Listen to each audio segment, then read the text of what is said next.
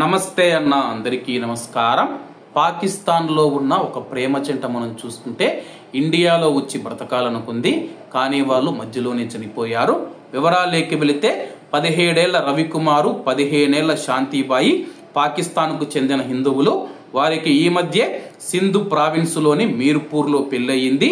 ఆర్థిక సంక్షోభంలో అల్లాడుతూ ఉన్న పాక్లో బతకలేమని అనుకున్నారో ఇంకేమైనా కష్టం వచ్చిందో తెలియదు. ఆ యొక్క యువ దంపతులు భారతదేశానికి వచ్చి స్థిరపడాలనుకున్నారు. అందుకు అవసరమైన వీసాల కోసం దరఖాస్తు కూడా చేసుకున్నారు.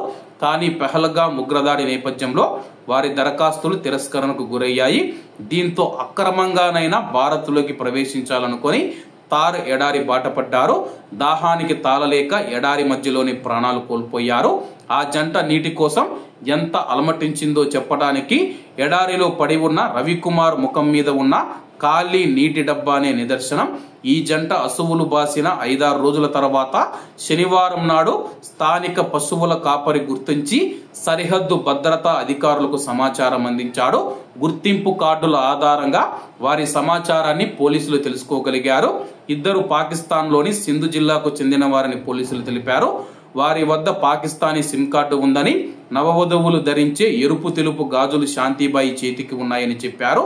Hindu Pakistani displaced union and board people's organisation కు చెందిన దిలీప్ సింగ్ ఆ జంట ఫోటోలను ఫేస్బుక్ లో పోస్టు చేసి వివరాలు కోరగా పాక్ నుంచి స్పందన వచ్చింది. ఆ వివరాల ప్రకారం వారిద్దరు జూన్ 21వ తేదీన తమ ఇంటి నుంచి బైక్ పైన బయలుదేరారు. ఆ బైక్ ను ఇండో పాక్ సరిహద్దుల్లో నూర్పూర్ దర్గా వద్ద పార్క్ చేసి అక్కడ నుంచి కాలినడకన సరిహద్దు దాటి రాజస్థాన్ లోని జైస్మలర్ లోకి ప్రవేశించారు. అంతర్జాతీయ సరిహద్దు నుంచి 11 కిలోమీటర్ల దూరం ప్రయాణించి అక్కడ ప్రాణాలు కోల్పోయారు. ఏది ఏమైనా సరే కానీ పాక్ లో జీవించలేమని చెప్పేసి ఇండియాకు వస్తూ ఉన్న యువ దంపతులు ఇలా చనిపోవడం చాలా బాధాకరం. కాబట్టి అందరూ బాగుండాలి, ఎందులో మనం ఉండాలి. అందరికీ నమస్తే అన్న, జై హింద్.